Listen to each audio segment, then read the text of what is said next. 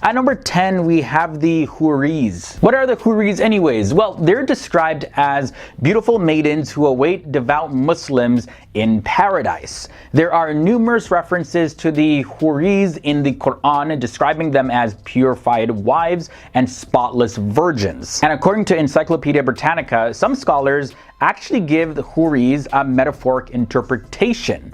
It also has been suggested that the Prophet Muhammad actually reinterpreted angels that he saw in pictures of Christian paradise as being Houris. Moving on to number 9, we gotta look at Buraq next. Buraq is a creature in Islamic tradition that is said to be a mode of transportation for certain prophets. Most notably in the Hadith, we see accounts about the Isra and Miraj, and they state that Buraq carried the Islamic prophet Muhammad from Mecca to Jerusalem and up into the heavens and back in the same night. Now, Buraq is described as a white animal, half mule, half donkey, with wings on its sides, and the word Buraq actually translates to lightning or bright. Number 8 brings us to angels, and these are perhaps the most common supernatural creatures mentioned in Islam. And angels are real created beings, but are generally invisible like most others. They are not divine or semi-divine. Also, they aren't to be worshipped at all. They're just created beings. And angels, by nature, they submit to God and carry out his command without any question. Whatever God says to do, they just do it. And just to give you an example of the size of the angels, well, Jibril, also known as Gabriel, is the greatest angel, and he's said to have over 600 wings, and his height stretches from heaven to earth, and he can move faster than the speed of light, as all angels can. As a matter of fact, angels are made out of light according to the religion of Islam. Marid comes in next at number 7. The Marid are considered the most powerful tribe of jinn, and the word Marid actually means rebellious. They are the classical genie-looking figures that we would see in movies and stories like Aladdin, you know, when they rub the lamp and the genie pops out to grant any wish that the person may have. And just like we've seen in pop culture depictions, well, Marid, they can change their shape, and they're said to have a lot of pride, and they want to show off to people a lot. Number 6 brings us to the Ifrit, and now these are a powerful type of jinn and are only mentioned once in the entire Quran. And in Islamic scriptures, the term Ifrit is always followed by the expression of the jinn. So we see that it's a type or class of jinn. The Ifrit are a very strong and cunning type of jinn, and they emerge as smoke from the ground, and they form into large winged demon-looking creatures that actually are said to bleed fire. They dwell in the underworld, which is a place of punishment for those that do evil. Ghouls are up next. A ghoul is a demonic creature that is said to inhabit burial grounds as well as other deserted and abandoned places. In ancient Arabic folklore, ghouls are a very evil class of jinn, and they were said to be the offspring of Iblis, also known as Satan, which, by the way, I'm going to talk about a little bit later in this episode. Ghouls are capable of changing form, but you can always spot one of them if you look for this specific sign. Well, they actually have hooves like donkeys, and they aren't able to change that aspect of their figure. Ghouls, they roam the desert, like I mentioned, and they often disguise themselves as attractive women that try to lure people away, and if they're successful, they actually go and eat them. According to the Hadith, an effective method of banishing ghouls is to recite lines from the Quran. Next up, I want to talk about the Shik and Nasnas. Shik is a lower form of jinn. It's sort of like a half creature or like half formed, and so they look very odd, and they apparently go after unsuspecting travelers. And you know, the interesting thing is that it's said that the Shik, they're able to mate with humans. And if they do, well, their offspring is known as a Nasnas, which look very similar to the Shik. Well, they're half Shik, half human. And these Nasnas, it's said that they originate from the Hadramaut region of Yemen. Some Nasnas are described as having wings like a bat. Number 3, I had to include the Qareen on this list. Now, the word in Arabic literally means constant companion. And Muslims believe that Allah assigned the Quran to accompany every single human being that has been born and that will be born and that is currently living on this planet right now. The Quran push a person to do evil and disobey God's commands. So just to clarify one thing, the Quran, they're believed to incite humans to do evil through suggestions, but they can actually become good. And this has a lot to do with the good deeds of humans that influence the Quran. For example, it is said that the Quran of the Prophet Muhammad actually became a Muslim. However, it is uncertain whether or not any other Quran besides those of the Prophet Muhammad actually have become Muslims or become good Quran. Either way, we have two more creatures to look at. And number 2 leads us to the Dabba, also known as the beast of the earth. Before the end of time, there's going to be a beast that will come out from the earth. And this beast will tell the world to recognize Allah as the only God that exists. Now, the beast will wear what is known as the Ring of Solomon and carry the rod of Moses. Also, those who reject the message of the beast will have the word infidel written on their foreheads. Now, once the beast appears, it's not going to matter if a disbeliever then becomes a believer, because the time for you choosing your destiny, it's going to be gone. And this is according to a hadith narrated by Abu Hurairah. Now, in the Quran, it says this: "And when the word is fulfilled concerning them, we shall bring forth a Dabba from the earth to speak unto them, because mankind had no faith in our revelation." And that's found in Surah 27 verses 82. So this beast, by the way, is actually going to audibly speak to people. That's going to be a big surprise. And number 1 leads us to Iblis. Like I mentioned, Iblis was coming up in this episode. And Iblis in Islam is the personal name of the devil, which is the counterpart of the Jewish and Christian Satan. At the time of creation of the human beings, God ordered all of the angels to bow down before Adam. But Iblis was living amongst the angels, and he refused to bow down because he was made of fire. He's, by the way, a jinn in Islam, not an angel. So he's made of fire, and he was like, no, I'm not bound down to somebody that is not superior to me. I'm sorry. And because he acted so prideful and disobeyed a clear command of God, God threw Iblis out of heaven, and that was his punishment. But his ultimate punishment is postponed until the day of judgment. And Iblis, who became the ruler of the jinn, referred to as the shaitan, tempt people to do evil and has become the ultimate enemy of all of humankind. Starting at number 10, so who are Yajuj and Majuj anyways? Well, according to one popular belief, Yajuj and Majuj are 2 tribes of the people of the lands of the Turks. Now, they aren't monsters or dinosaurs or any aliens or anything like that. They're actually human beings. However, they are said to be very wild and vicious and monstrous by nature.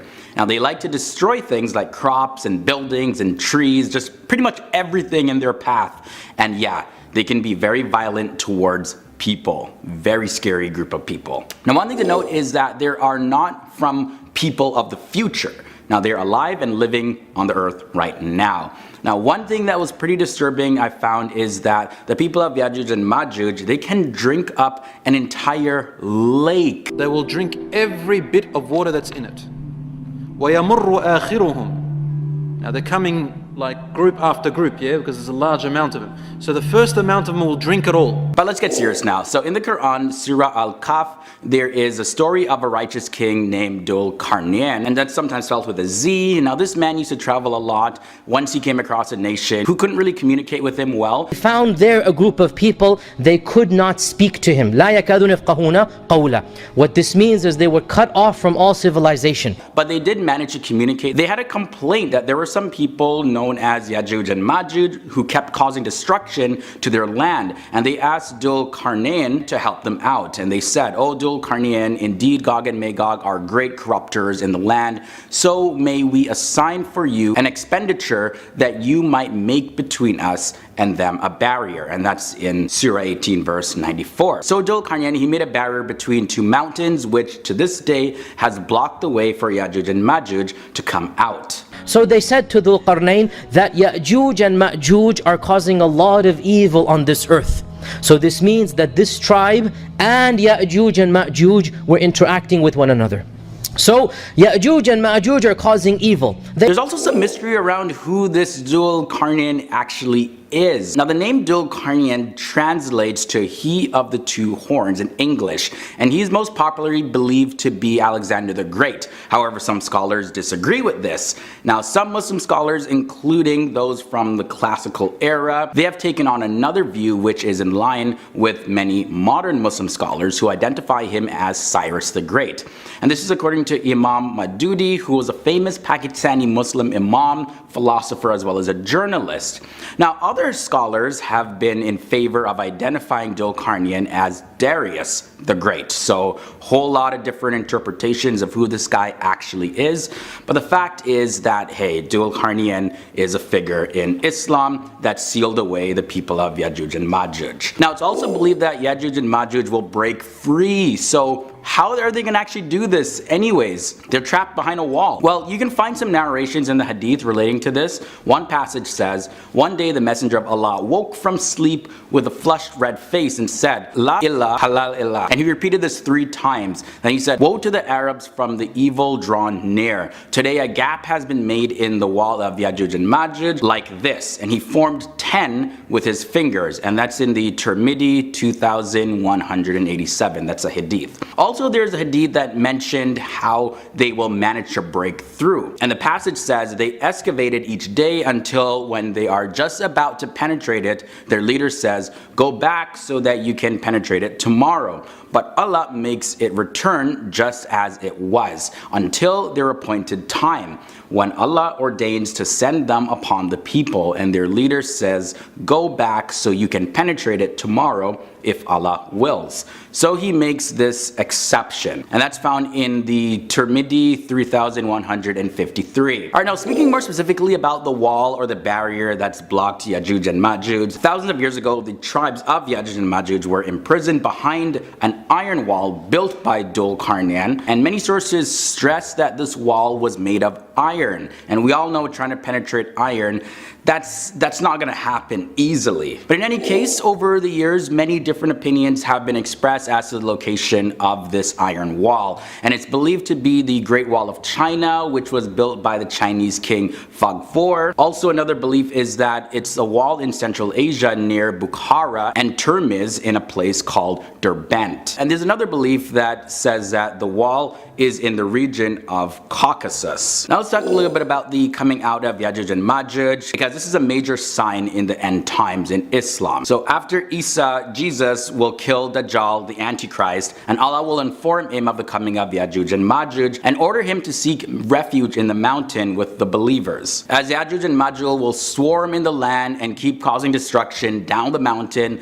the believers will find it harder and harder to find food and water to survive. And you can find that passage in Riyadh al-Salihin B19 number 1. Another passage says this, the Prophet also told us how arrogant they will become at their success. They shoot their arrows into the heavens, so they returned and died with blood, and they say crudely and arrogantly, we vanquish those in the earth, let us dominate the inhabitants of the heavens. And that's found in the Tirmidhi 3153. Also, another hadith passage says, the Prophet is also reported to have said, Ya'juj and Ma'juj are sons of Adam. If they were allowed to come out, they would cause mischief and ruin people's lives, and not one of them would die before leaving behind 1,000 or more of his offspring. And you can also find that in the hadith. Now, on top of being a major sign of the end in Islam, the Quran tells us how the end of the world will actually be signaled with the release of Ya'juj and Ma'juj from behind the wall. The destruction will happen by God in a single day, and that would signal the day of resurrection. So, you know, this is like the final event. So remember the hadith, which are the recordings of the Prophet Muhammad that I mentioned, that said that they dig under the wall every night, they try to escape, only to find that every single morning it's restored by Allah. Well, only at a specific appointed time will Allah allow the wall to actually collapse, and that will free Ya'juj and Ma'juj. So this is why Muslims view the belief and understanding of Ya'juj Yajuj and Majuj as something that's very crucial and extremely important to their faith. And the final thing I want to share with you is, we know there's going to be the destruction, but how will the destruction of Yajuj and Majuj actually happen?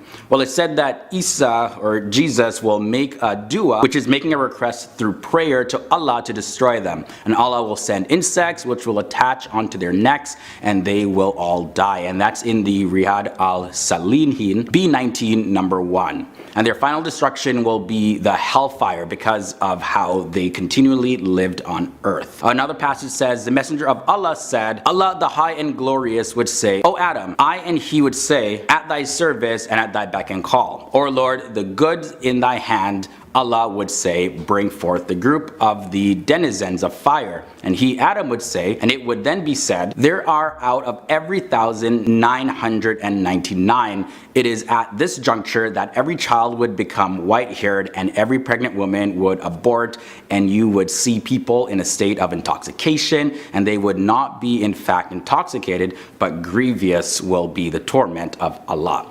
The companions became sad upon hearing this, and they asked the Prophet, Messenger of Allah, who amongst us would be that unfortunate person who would be doomed to hell? And he said, good tidings for you, Yajuj and Majuj will be those thousands who would be denizens of hell, and a person selected for paradise would be amongst you. And that's found in the Hadith, Muslim 222. So starting off with number 10, this one was a very fascinating one. So we have the Hur'in, and these are female type beings in Islamic mythology. They're often associated with the 72 virgins referenced in the Hadiths who await the devout Muslims in paradise.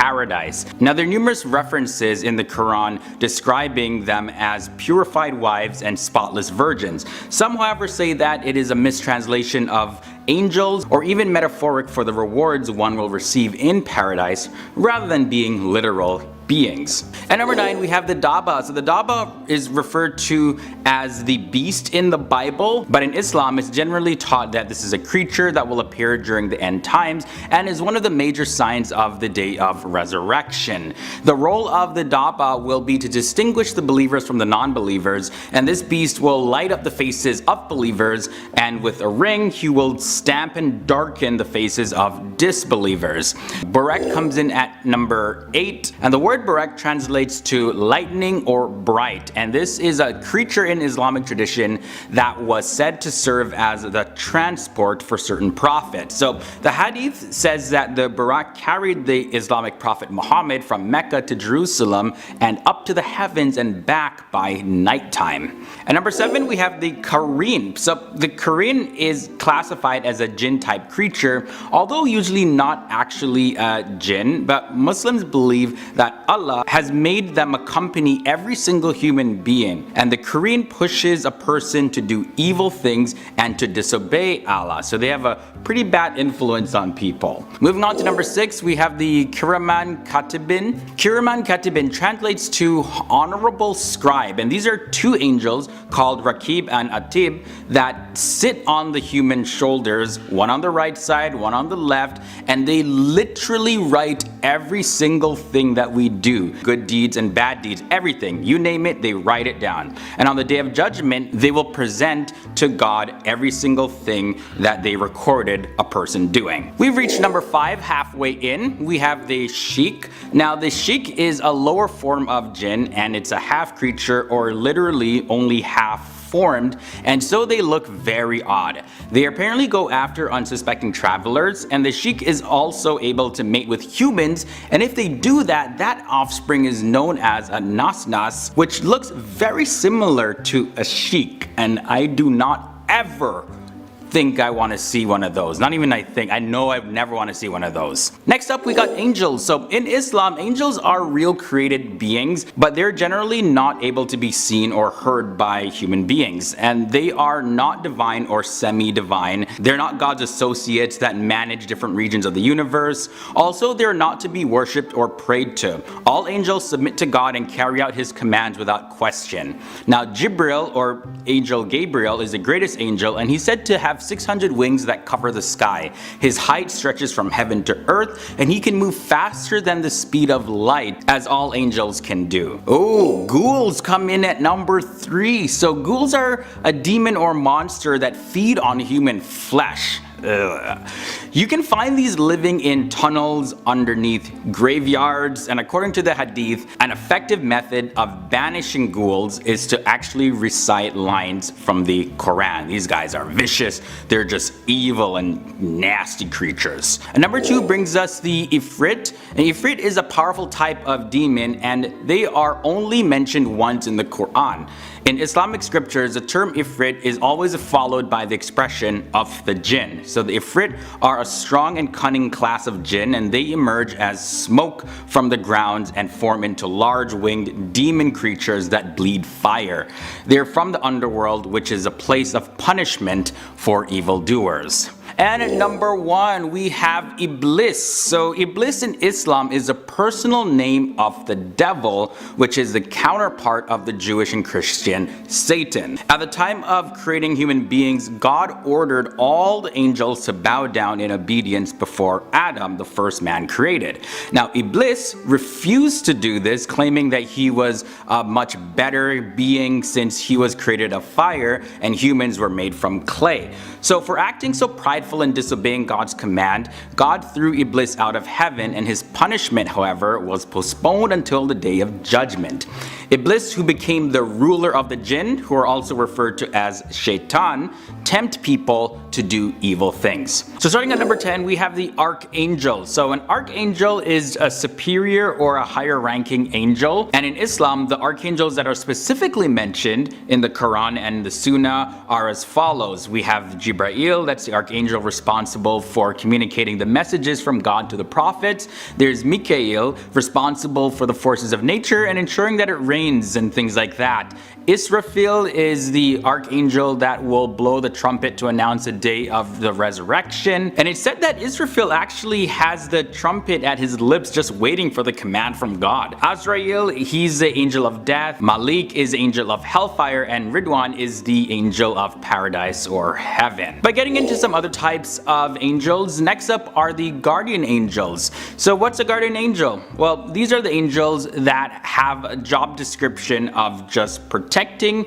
and guiding individuals. They also can protect groups of people as well as even countries. Now, every single person has 2 guardian angels, one in the front of them and one behind them. However, in actuality, each person is assigned 4 guardian angels because they take turns, so 2 of them guard you during the day and the other 2 guard you during the nighttime. So you always have at least 2 of them with you. Next up is the Kiramin Katabin. These are the recording angels. Now there are 2 recording angels mentioned called Rakib and Atib, and they record everything that people do. Every single word, every action done by a person. So these angels, they don't mess around at all, because those naughty things that you do that you're not supposed to do and you think like no one is seeing you do them? Yeah, they record those stuff too. Ishim is next up at number 7. So the Ishim are angels that are said to have the closest relationship to what we as human beings are doing on a day-to-day basis. There was an angel made up of half ice and half fire, often portrayed with the name Habib. Now this angel was encountered by the Prophet Muhammad during his night journey in the first heaven. The angel Jibreel told the Prophet Muhammad that this angel offers advice to the believers on earth and actually prays for them. At number 6, we have the angels of death. Neziat and Neshhitet are 2 classes of death angels that are subordinates to Azrael, who is the archangel of death that I mentioned in number 10. Now these angels are responsible for taking the souls of those who pass away. Neziats are ordered to take the lives of unbelievers by force, but the Neshhitets take their life very gently. Now, not much is known about these angels, the Dardail, but the Dardail, which translates to the journeyers of God, move very quickly and are always on the lookout. Why? Because they are the angels who are given the task of traveling all around the world, constantly in search of people and groups of people who remember and honor God's name. There's also an angel named Dardail that is invoked during exorcism, but I'm not exactly sure if they're connected. Zebeniye is next, and the Zebeniye many are known as the forces of hell, and they torment the sinners. They are also called angels of punishment or the guardians of hell, and they are usually identified with the 19 angels of hell that are mentioned in the Quran. In the number 3 spot, we have the Hamlet al-Arsh, and those are the bearers of the throne. Now, these angels are usually portrayed in an animal-like form because they are described as looking like different creatures such as an eagle, a bull, a lion, and a human all together somehow. In other hadiths, they are described as having 6 wings and 4 faces. Now, if you're familiar with the Bible, these angels are comparable to the seraphim found in the book of Isaiah and Revelation in the Bible. And actually, you know what? Let's take a look at the seraphim in Islam next. So seraphim means fiery one or fiery serpent depending on the context. They're mentioned in the hadith in a conversation between the Prophet Muhammad and God during his night journey. Sometimes the archangels Jibreel and Israfil are identified as being seraphim as well. In one Islamic narration about angels that were commanded to bow before Adam, Iblis is said to have refused to bow because he was a seraph himself, made from fire, and was better than Adam. And the final group of angels to look at are the cherubim. So the cherubim are mentioned in Islamic traditions, however they're not mentioned in the Quran. The cherubim continuously praise God, and they're described as being bright because none of the other lower angels can even look upon them. The cherubim are so bright that the light from one of them can fill the entire earth. And in Islam, when Moses asked God to show his face to him, God made one of the cherubim shine on the mountain where Moses was, and it broke it to pieces. And in this tradition, God was just showing Moses that since he couldn't even handle looking at a cherub, how does he expect to handle looking at God himself directly? Starting at number 10, we have the Marid. The Marid are considered the most powerful tribe of jinn, and the word Marid means rebellious. They're the classic type of genies like you would see in movies like Aladdin, and they're often associated with water. Marid can change their shape, and they're said to have a lot of pride and want to show off a lot. Usually depicted with hands folded with a barrel chest. Number 9 brings us Ifrit. Now they're only mentioned in the Quran just one time. In Islam, the term Ifrit is always followed by the expression of the jinn, the Ifrit of the jinn. That's how usually sentences are written. They are very powerful, and they emerge out of smoke from the ground, and they form into large winged demon creatures, and they actually bleed fire. And they're from the underworld, which is where the evildoers are gonna go for their punishment. We have ghouls at number 8, and these are jinn that haunt the cemeteries. They're flesh-eating creatures, and they like to eat living flesh as well as dead flesh. They don't care. Sometimes though, they appear as beautiful women to lure men. Moving on to number 7, we have the Silat. So these also take on the form of beautiful women to lure men, and they also have intercourse with them and can procreate with them. These are akin to the succubus, but the Silat aren't always around doing evil things. Sometimes they do a bit of good as well. Number 6 brings us the Sheik. So the Sheik is a lower form of jinn and also a half creature, really half formed creature. They look very weird, and it's said that they go after travelers who just aren't paying attention. And the scary thing is that the Sheik are able to procreate also with human beings, and they can produce offspring, and these offspring are called Nas, and they also look a lot like the Sheik. Next up, we have the Hatif. So Hatif is a type of jinn. They have no physical form, they're just disembodied voices, and the Hatif mimic the voices of people's loved ones and call out their names. And again, they have no form, but they always sound like somebody that you know, whether it's a close friend or family member, somebody that you're related to. So if you do hear your name being called out and it sounds like somebody that you know but you don't see anybody, it could be a Hatif. So I'm looking at the Qareen next up, and the Qareen, they incite humans with evil suggestions, but they can become good also based on the good deeds of humans. So for example, it's said that the Qareen of the Prophet Muhammad became Muslim. However, it is uncertain and is not really specified whether or not any other Qareen outside of the Prophet Muhammad have become good for the actions of another human being. Next up is Hind. So scholars debate this, whether or not the Jinn are a subclass of jinn or a completely separate group altogether who rival the jinn. But the jinn and the Jinn, they're said to have waged war against one another, and according to some accounts, the Jinn supported the angels led by Iblis during a battle against the jinn that lived on the earth. Jinn are also created out of fire just like the jinn. I'm looking at the Jann now at number 2, and the Jann are shapeshifters who live in the desert, and they take the forms of whirlwinds as well as white camels. Now they're pretty open-minded when it comes to humans. They have the power to hide or reveal bodies of water in the desert, and this is all just dependent on whether or not they like a particular traveler. The Jann are also the enemy of the Ghoul, and throughout history the Jann have protected quite a bit of armies that they have deemed righteous while stopping those who are seen to be unworthy. So history is greatly affected of whether or not the Jann step in like this. And at number 1, we have the Palis. So the Palis is just straight up creepy. Like, they are vampiric footlickers that are found in the desert. And according to the legends, they are not that smart though. They attack people when they're sleeping, and they drain their blood by licking the bottom of their feet. And since they're not very smart, you can easily fool them just by covering the bottoms of your feet, and they're gonna be like, I have no idea what to do. Alright, up at number 10, we have the Behemoth. In Job, one of the Bible's oldest books, the Behemoth is described as a gigantic, powerful creature that can only be tamed by God. His tail is so large that it moves like a cedar tree.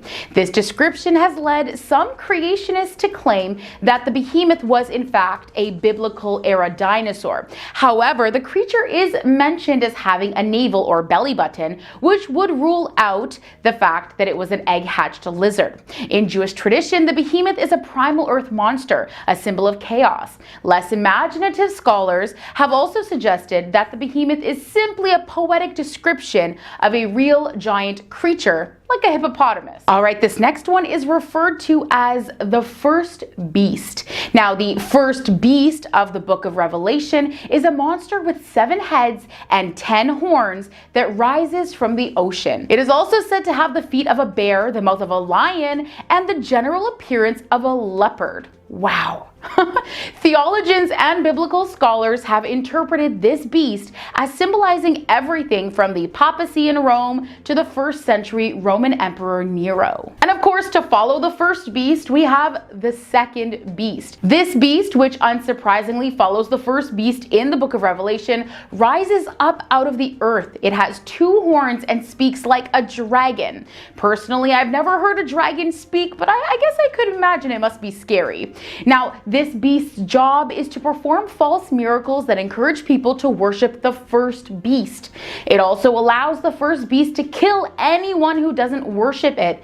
And it seems like these 2 beasts form some kind of like a tag team or something.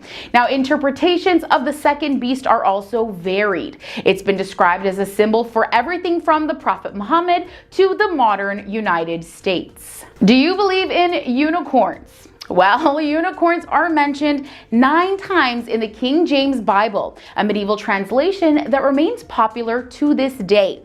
Unfortunately, linguists have since discovered that the Hebrew word re'em, translated as unicorn here, actually refers to the oryx, a distant ancestor of the modern cow, which went extinct in the 17th century. Which is actually a shame, because unicorns are far more interesting and mysterious than a slightly larger than usual cow. In fact, a whole bunch of mythical creatures in the King James Bible are believed to be additions by medieval translators who were more interested in being extremely poetic with their descriptions than in making sure the creatures they were describing actually existed. Moving on to Abaddon's locusts.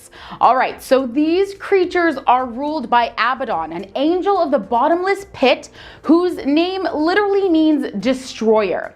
Because they appear in the book of Revelation, they're of course not satisfied with being just normal locusts. Instead, they resemble war horses, have the stinging tails of scorpions, the faces of men, long hair like a woman, and they wear crowns of gold and armored breastplates. Their scorpions' tails are used to sting their victims, an experience that is apparently so painful that men shall seek death and shall not find it. Oh my gosh, that sounds tormenting. Now, is anyone else cringing at the idea of coming face to face with one of these? I am. And up at the halfway in today's video at number 5, we have the 200 million horsemen. This epic army also appears in the visions of Revelation, although they're not to be confused with the far more famous 4 horsemen, or the guys who symbolize death, war, famine, and pestilence. But these riders aren't to be messed with either. Their horses have the heads of lions, tails like serpents, and they spit smoke, fire, and brimstone out of their mouths. Eventually, they're said to be responsible for the deaths of 1/3 of all mankind. And of course, what would 200 million horsemen be without their leaders? 4 fallen angels. And since we're all pretty familiar with another very famous fallen angel, aka Satan, one can only imagine the amount of evil and destruction that this deadly army is involved in. Up next, we have Daniel's beasts. Like Revelation, the book of Daniel is largely made up of visions which are meant to symbolize real-world events. In one of these visions, Daniel sees no less than 4 monsters emerge from the sea. One is a lion with eagle's wings, which is then transformed into a human-like creature and has its wings plucked off. Ouch. Another is a bear-like creature who is told to gorge himself on flesh. Yikes. And a third looks like a leopard with 4 wings and 4 heads. The final monster has iron teeth and 10 horns with which it destroys the whole earth. And believe it or not, the vision actually gets weirder from there. These beasts are often said to represent 4 different nations that existed in Daniel's day. If so, each of these nations sound like they would have been pretty terrifying. Up at number 3, we have the dragon. Another beast from Revelation, the great dragon is described as having 7 heads and 10 horns. Clearly, the multi-headed and multi-horned beasts are very popular in Revelation. The beast also has a tail capable of sweeping 1/3 of the stars out of the sky. The text later identifies this dragon as Satan himself, who fights against God's angels and is cast into hell. The King James Bible refers to dragons elsewhere, but like its mention of unicorns, these are believed to be mistranslated. Most modern versions of the Bible identify them more so as jackals, hyenas, or snakes. Up next, we have the Nephilim. Much confusion surrounds the Nephilim, or fallen ones, who pop up in Genesis and are described only as the offspring of sons of God and daughters of men. Some have interpreted this to mean the offspring of angels and human women. Another less interesting explanation is that the passage refers to the mixing of 2 human tribes, godly people descended from the good guy Seth and the somewhat less godly descendants of bad guy Cain.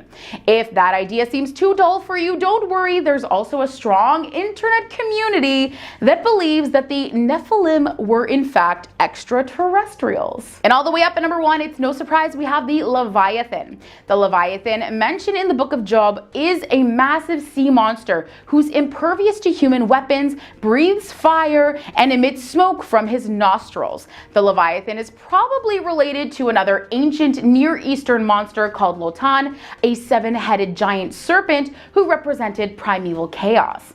As with many other biblical creatures, there are some less exciting theories that insist that the Leviathan is just a poetic depiction of a crocodile. Although last time I checked, crocodiles did not breathe fire or emit smoke from their nostrils. All right, up at number 10, we have Ravana. Ravana was a powerful and evil demon king with 20 hands and 10 heads. He was considered the most dreadful creature of the universe, but was one of the very intellectual demons who mastered all the holy scripts of Hindu mythology.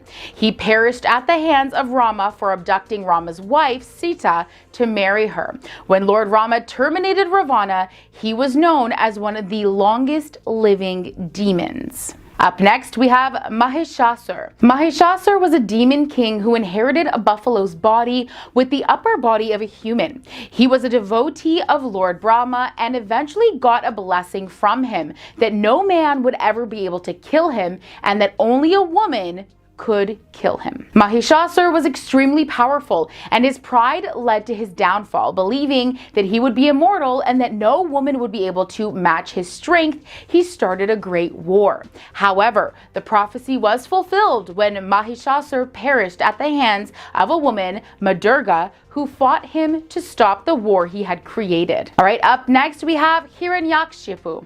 Hiranyakshipu was the egoistic demon king. He wanted his people to praise him as a god and considered himself to be the center of the world. He believed he was the creator of the universe with uncontrollable supreme power.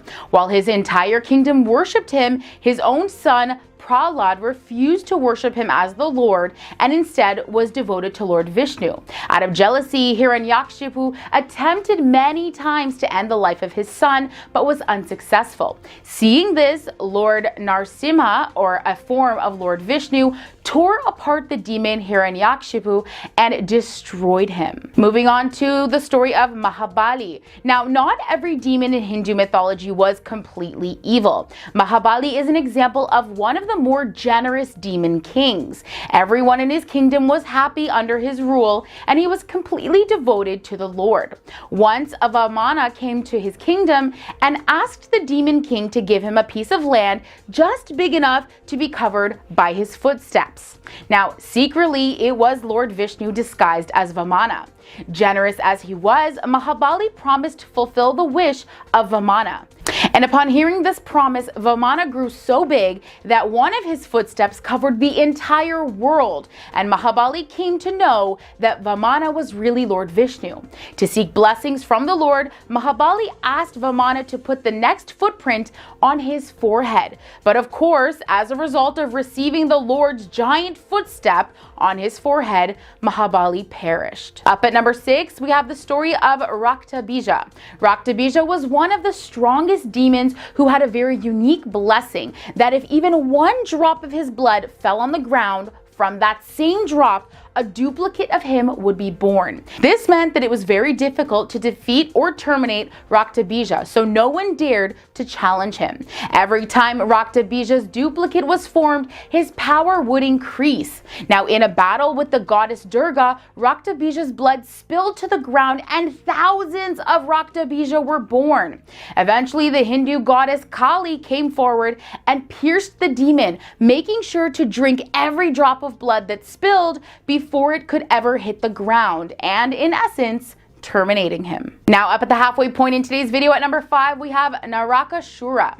Narakasura was a demon king ruler disliked by his people because he tortured them. He had once kidnapped around 1,600 women only to torment them for his own pleasure. Soon his people could no longer take the torture and collectively approached the supreme being Krishna for help.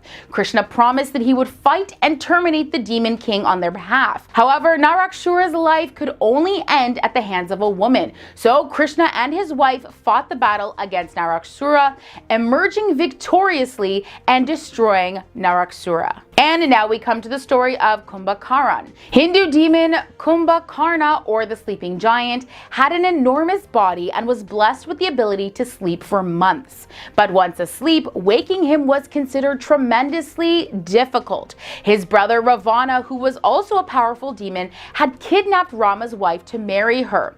When war broke out between the two, Ravana needed his brother's help to win the war. To wake him from a deep sleep, Ravana had 1,000 elephants walk over Kumbhakaran, waking him in time for battle. Now, Kumbhakaran knew that his brother was doing wrong, and for that, he tried to convince him to stop, but Ravana would not listen. Out of loyalty, Kumbhakaran fought against Rama for his brother. He destroyed most of Rama's army in the battle, but eventually perished at the hands of Rama. Up next at number 3, we have the story of Tarakasura. Tarakasura was an evil demon king who defeated his challengers and forced them to become his servants. He praised the gods and eventually received their blessings. However, he began to misuse his power and many innocent perished at his hands.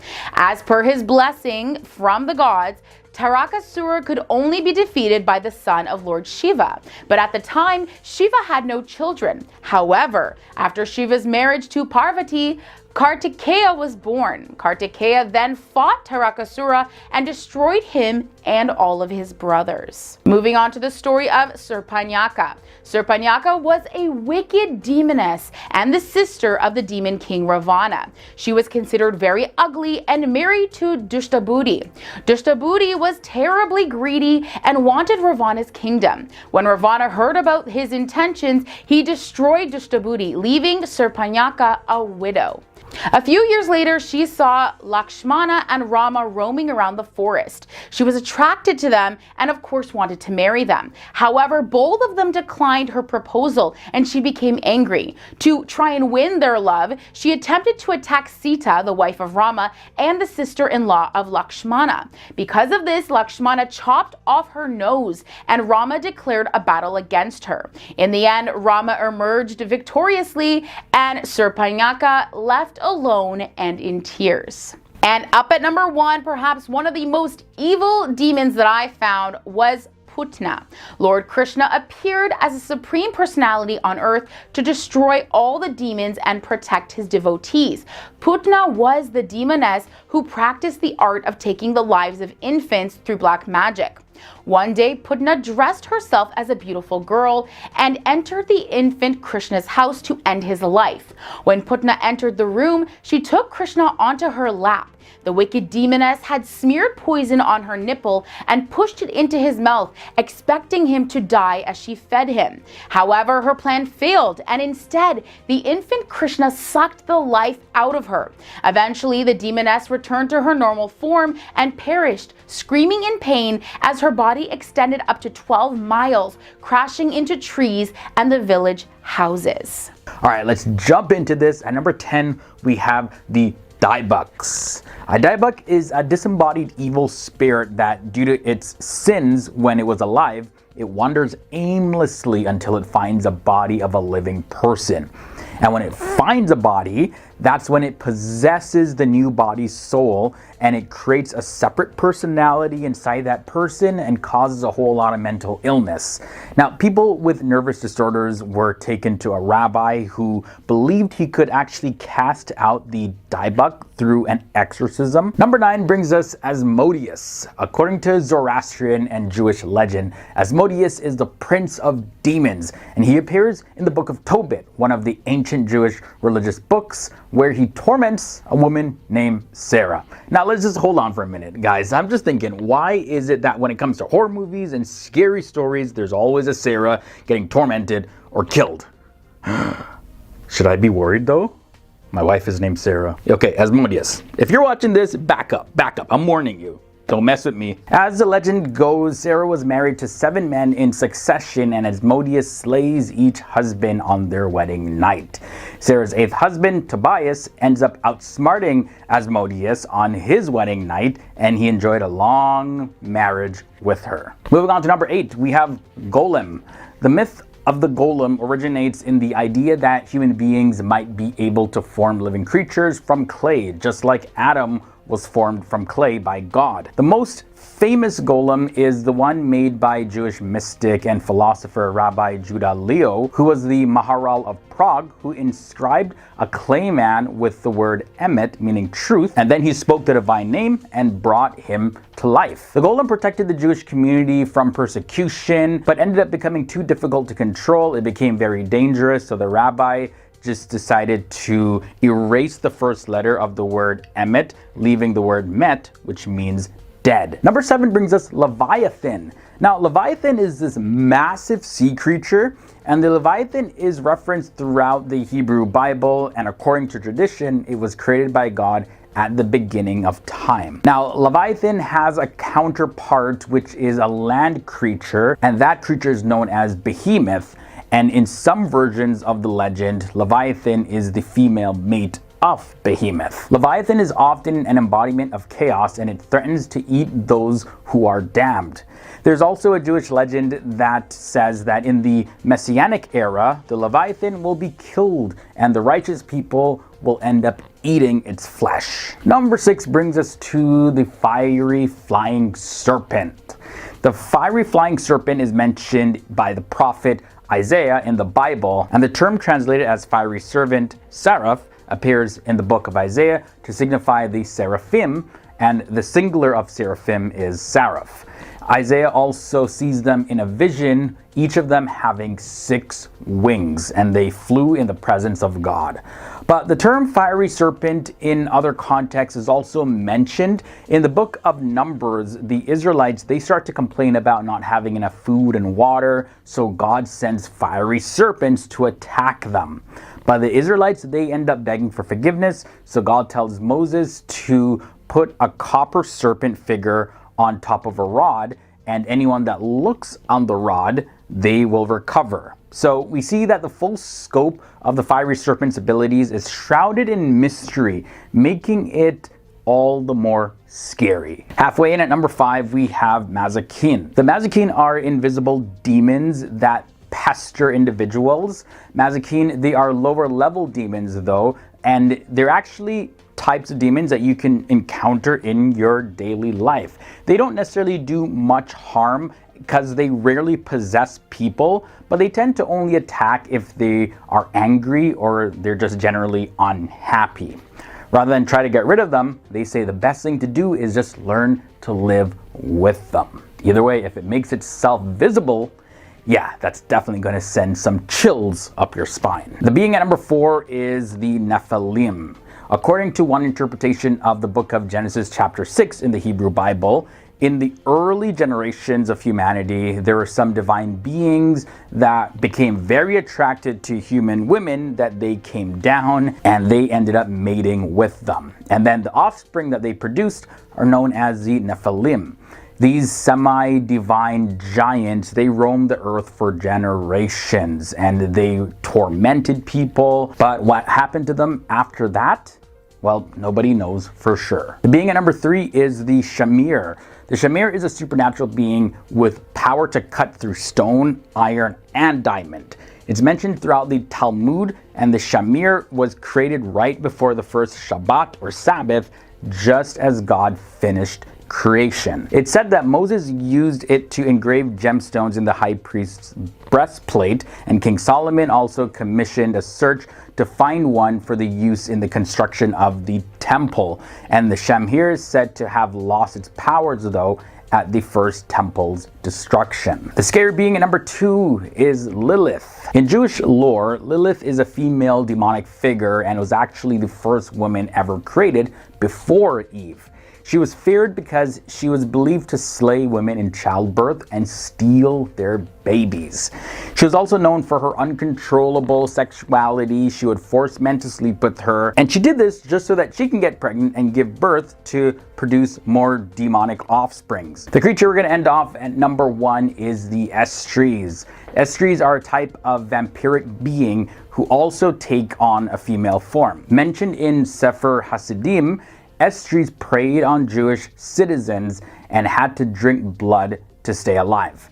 Estries could also fly if their hair was unbound, but binding their hair would stop them from flying. And these beings are very hard to get rid of. It is believed that burying them isn't enough to get rid of them. No, you needed to pack its mouth with dirt and then bury it, or you could also decapitate it or burn it. Coming in at number 10 and number 9, we have Rakib and Atid.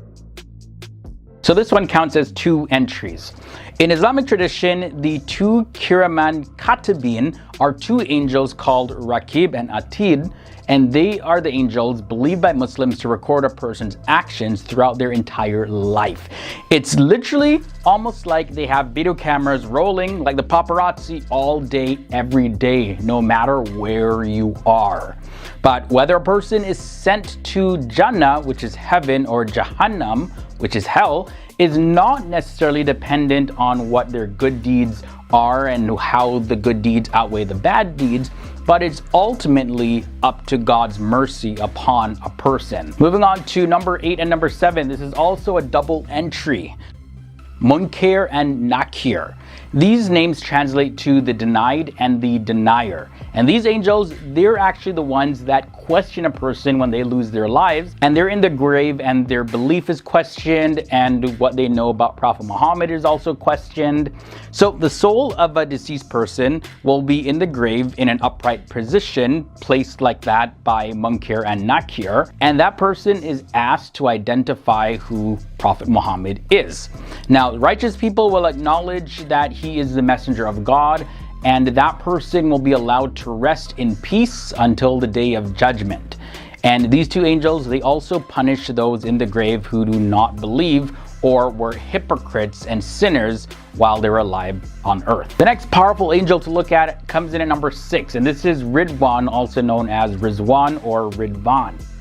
He is an archangel according to Islam, and he's known as the angel of paradise, so he guards the gates of heaven. In the tradition of Qisas al-Anbiya, Ridwan is given the task of preventing Iblis, the devil, from getting too close to Adam, but was tricked by a serpent who concealed Iblis in his mouth and carried him past him. Now in art, Ridwan is often portrayed as standing in the clouds of heaven or standing in a beautiful garden, which are both symbolic of paradise. All right, guys, halfway in at number 5, we have the angel Israfil. He's responsible for blowing the trumpet that will be the signal of the end of the earth. As a matter of fact, it would be the end of all creation. It's believed that Israfil will blow the trumpet from a holy rock in Jerusalem to announce the day of resurrection, also known as the day of judgment. And he's commonly thought of as the counterpart of the Judeo-Christian archangel named Raphael. And waiting to blow the trumpet is not Israfil's only task, but it is his most significant task. And unlike some of the other angels in this list, he's not mentioned in the Quran. Moving on to number 4, this powerful angel is Malik. Malik is an angel in hell and purgatory, and he administers hellfire, and he's assisted by 19 other subordinate angels. The Prophet Muhammad had met Angel Malik during his heavenly journey, so when Muhammad arrived in heaven and all the angels greeted him with smiles on their faces, the angel Malik didn't smile at all. So when Muhammad asked about this, why his face doesn't look so happy at all, another angel reveals that Malik is the guardian of hell, and because of that, he never ever smiles. Moving on now to number 3, we have the angel Azrael. The angel Azrael is the angel of death, and that is Malak al-Maut in Arabic. And he takes away the lives of people at God's command, swiftly, just like that. So yes, he's in charge of ending people's lives, and many other angels work under him, so he may not necessarily be the one that specifically takes everybody's life. And some angels under him take away the lives of good people, while others, who often appear in very frightful forms, take away the lives of sinners and disbelievers. Powerful angel at number 2 is Mikael, and he's referred to as Michael in Christianity. He's one of the archangels and is said to be responsible for the forces of nature. Mikael is often depicted as the archangel of mercy, so he's said to be very friendly, and he asks God for mercy for humans, and it is said that he was one of the first ones to bow down before Adam at God's command. He's responsible for the rewards given out to good people in this life, and he's believed to guard places of worship. Mikael is also credited as one of the angels that purified Prophet Muhammad's heart before his night journey or Isra from Mecca to Jerusalem and his later ascension or Miraj to heaven. Mikael is also noted as helping the Muslims in their first significant military victory, which was the Battle of Badr in Arabia in the year 624. And finally, in at the number 1 spot, the angel Jibril. The angel Jibril is one of the main archangels and the angel of revelation who is assigned by God to reveal the Quran to the Prophet Muhammad. And in biblical literature, Gabriel is a counterpart of Jibril. Jibril was also assigned to deliver the message to Mary that she would have a son, Jesus. And in the Hadith, it is mentioned that the angel Jibril accompanied Muhammad during Mi'raj, which was an ascension of the Prophet Muhammad into the heavens. Jibril in his true form has been described as having 600 wings, and each pair of wings is so big that they cover the entire sky. It is also believed that Angel Jibril descends to the earth on the night of Laylat al-Qadr, which is a night of fate, which is a night in the last 10 days of the holy month of Ramadan of the Islamic lunar calendar. This is said to be the night in which the Quran was first revealed.